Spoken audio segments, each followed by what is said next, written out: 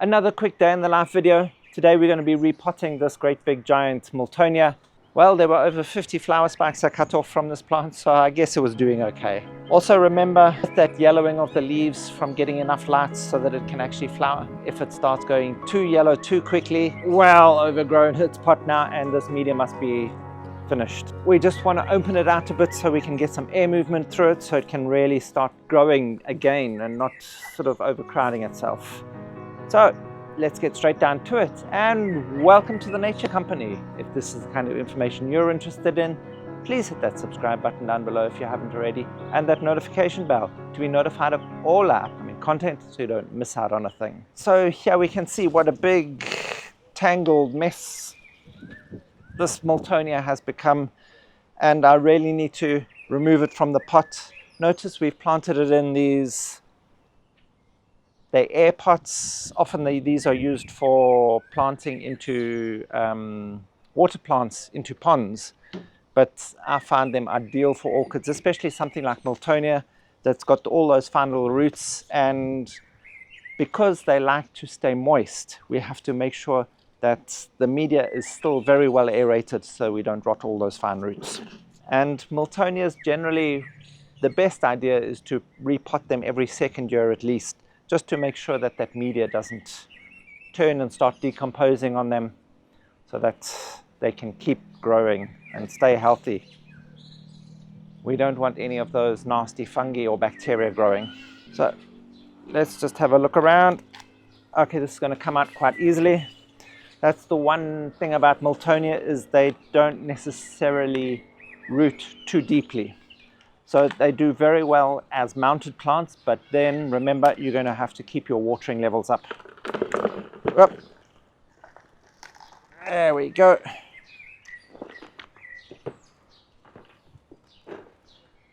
And just to give you an idea of how shallow they have rooted, they've only gone that far.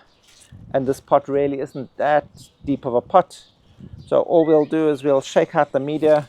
We'll probably take about a third of this plant off and repot it into a bigger pot.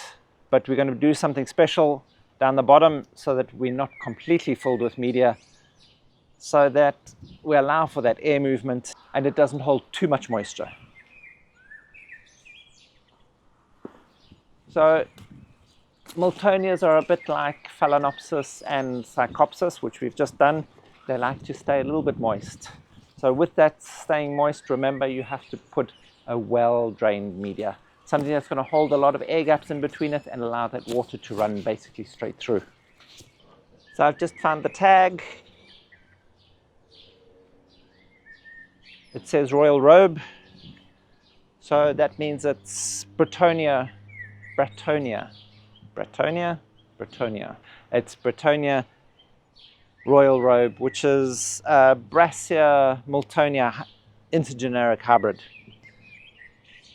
with really exquisite deep burgundy flowers. It almost looks like that royal burgundy velvet. It's really stunning. What we want to do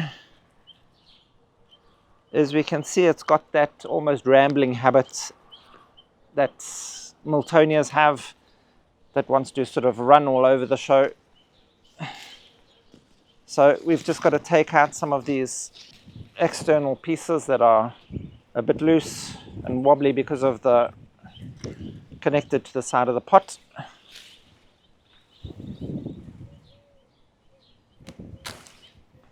And the nice thing about these, especially with a lot of these Miltonia hybrids, is that the rhizomes will actually tear off relatively easy. So you just have to be careful and gentle and twist and pull slightly, and it generally comes off. Okay, we can see a big mass here in the base. These are all old rotten roots, and also there's probably a couple of old pseudobulbs that are no longer viable. So we just want to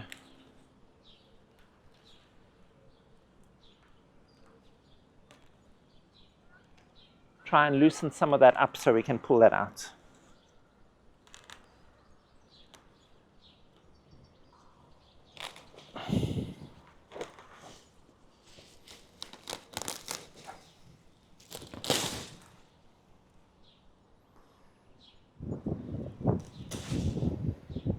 There we go.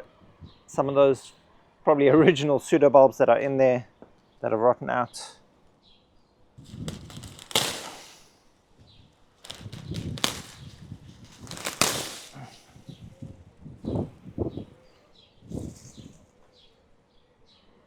This is actually, they're really generally some of the easiest ones to repot because they root just generally across the surface of the pot.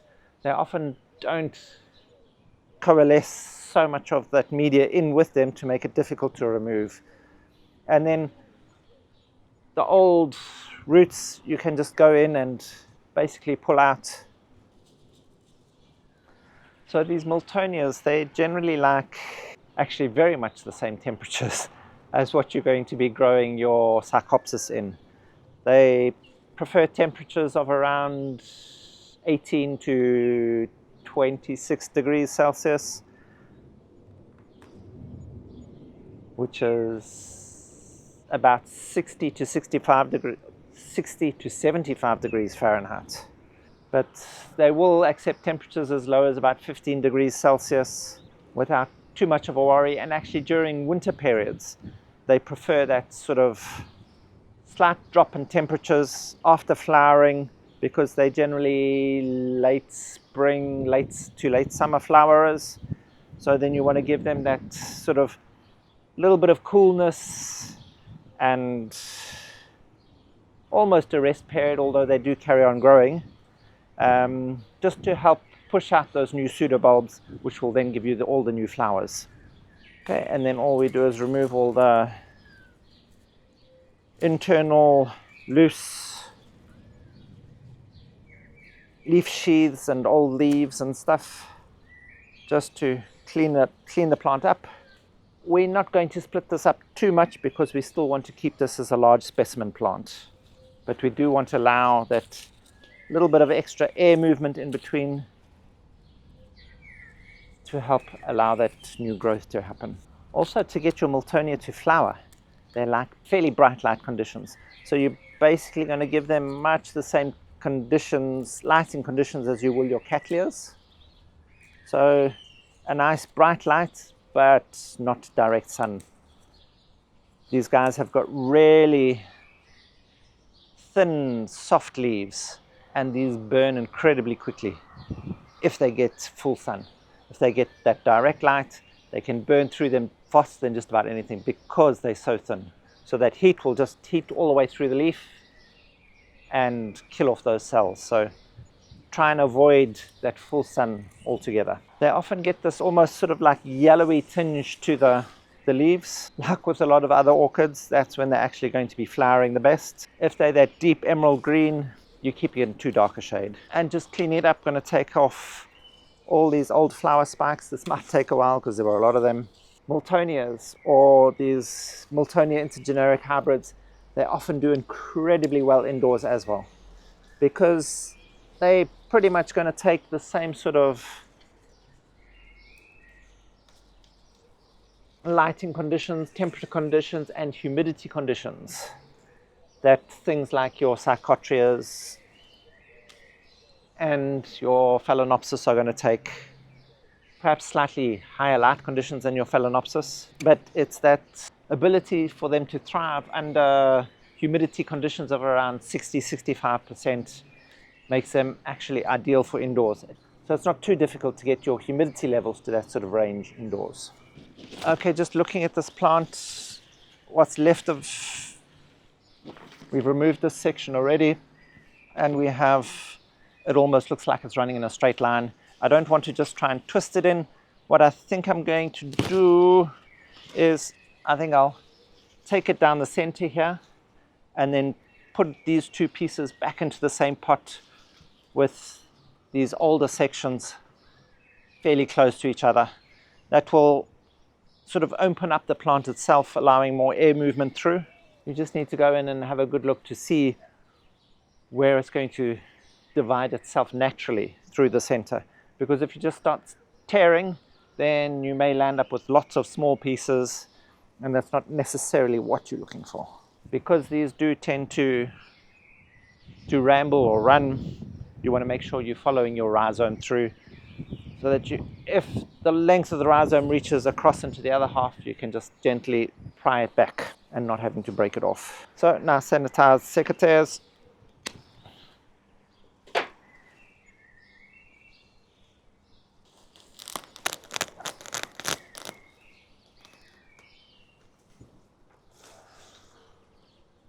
We're going to have to do a second cut here.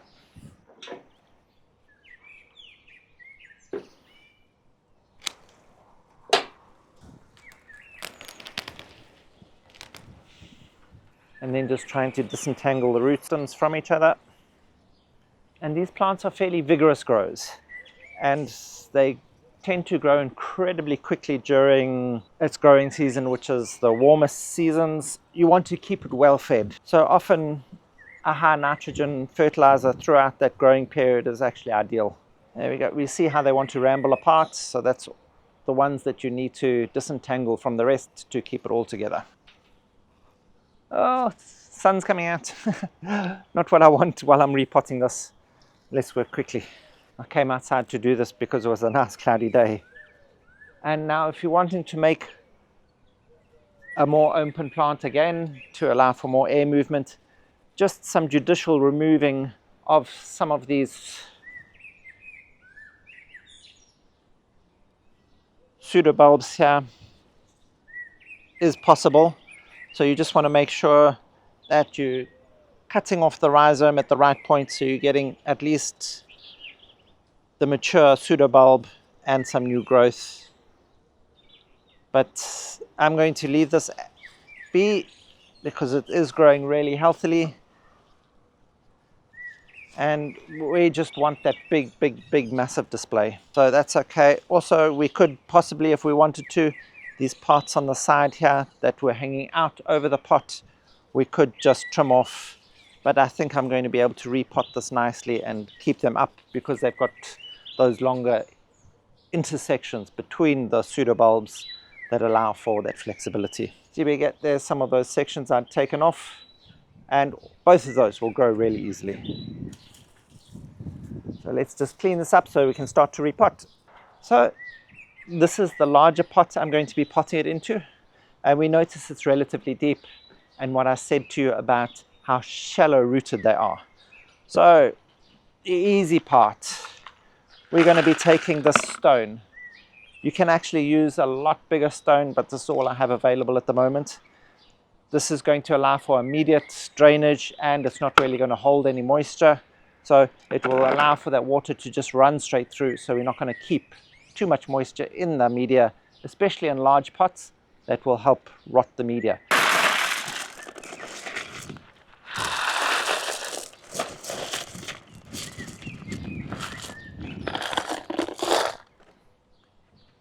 I'm filling that to almost 1/3 of the pot at the base. As I said, you can use bigger stones. It will also help allow the air movement through faster. Now, I'm going to be potting in a mixture of charcoal and small orchid bark. You notice how irregular the shapes are, and when you're holding it together, how many air gaps there are in here. So it's going to help allow for that movement of the air. So when we're mixing the two together, we're going to use the bark that's going to help hold some of the moisture with the charcoal that's going to help clean the water and allow for that fast drainage, and then help keep the pot a little bit lighter now that we put so much stone in it. So you ask me, how do I get such amazing, perfect bark for orchids? Bark, charcoal. Charcoal's not always easy to get in the right size for the specific type of orchid that you're dealing with. So if you're looking for a specific size and you want to know where I'm getting mine from, we'll drop a link down below to our charcoal video, and you can see how I managed to get such perfect chunks of bark. Keep calling it bark. How we get perfect chunks of charcoal for the orchids that we are repotting. It was a long yabba for such a short story. So let's just get to it. What we're going to be doing is we're probably going to be doing 2/3 bark and 1/3 charcoal into our mix. Because already we know these haven't got such deep roots, what we can do is just start mixing that in already.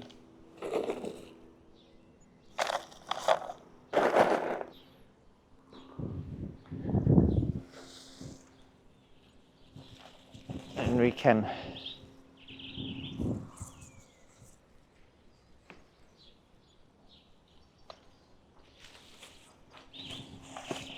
set our plant into position, and already we can see it's filled up the pot completely. So with this, because we're repotting it every 2 years, although it does grow vigorously, we can keep it in a size pot that's going to be easy enough to move around.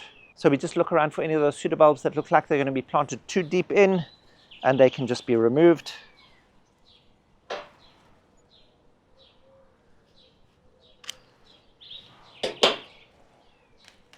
This little section is just going to be planted too deep into the pot, and it can't be turned up far enough. You can treat all those open wounds with some of that cinnamon. Just dab a little bit of cinnamon onto your finger and rub it onto the open wound. That will stop any possible infections getting in. Here again, we can see it's not above the lip of the pot, so that we just want to have removed too.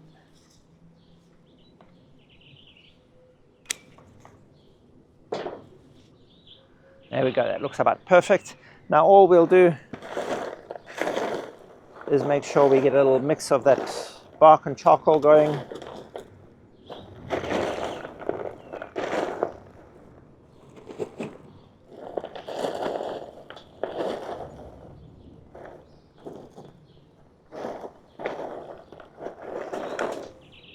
And then we just use this mix to just fill in all those gaps.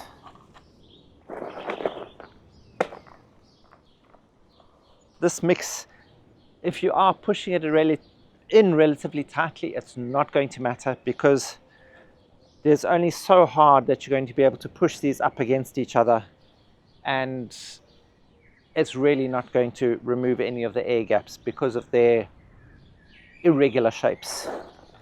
So if you're needing to push in a little bit just to help maintain the stability of your plant, that's not going to be a problem.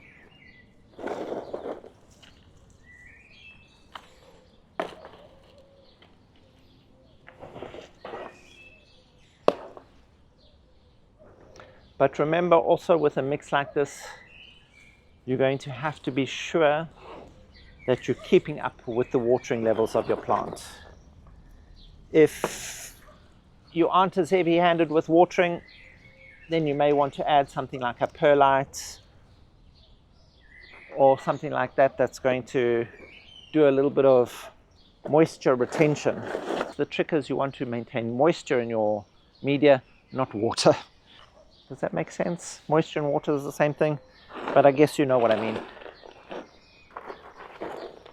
You don't want the water filling up the air gaps. I think that's a better way of putting it. Also, if you are adding a moisture retentive component into your mix, then don't go trying compacting your media, because that's when you're going to end up getting too much of that moisture retentiveness into your media, and you'll end up with problems. So there we go, all done.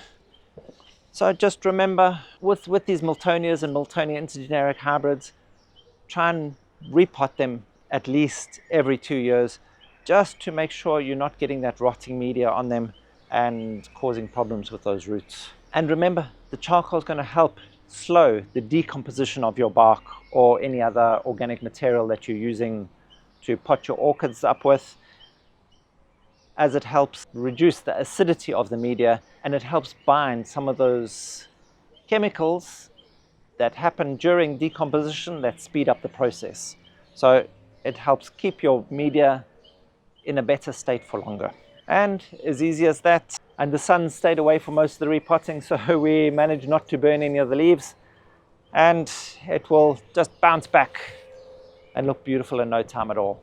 And if you need any more information on that charcoal and things, don't forget to check out the link to our other charcoal video and the Buy Me a Coffee link. There's lots of information on there on all sorts of topics to help you grow your orchids. And thank you for watching. If you find any of this information helpful, please hit that like button, hit that subscribe button down below, and that notification bell, bing bong, to be notified of all our upcoming content so you don't miss out on a thing. Help us grow as we help your orchids grow.